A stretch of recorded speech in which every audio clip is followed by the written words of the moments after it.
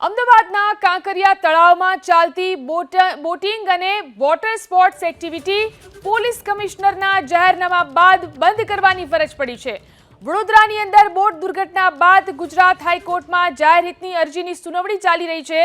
High court તરફથી કાંકરિયા તળાવમાં ચલાવાતી boating અને વોટર સ્પોર્ટ્સ એક્ટિવિટી નવો કરાર ન થાય ત્યાં સુધી બંધ કરવાના આદેશ આપવામાં આવ્યા છે।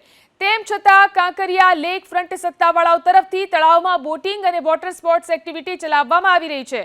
અમદાવાદ પોલીસ કમિશનરે આવી પ્રવૃત્તિ બંધ કરવાનું જાહેરનામું પ્રસિદ્ધ કરતા આવી પ્રવૃત્તિઓ હવે બંધ કરવાની ફરજ પડી।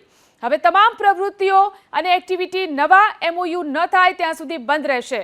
સૌથી આશ્ચર્યની વાત તો એ છે કે કાંકરિયા લેકમાં બોટિંગ તથા સ્પોર્ટ્સ એક્ટિવિટી તેમજ પાણીમાં ચાલતી રાઇડ્સનો કેટલાક લોકો પાસે કોન્ટ્રાક્ટ છે તે અંગે રિક્રિએશન કમિટીના ચેરમેનને સવાલ કરાતા તે અજાણ હોવાનું જાણવા મળ્યું।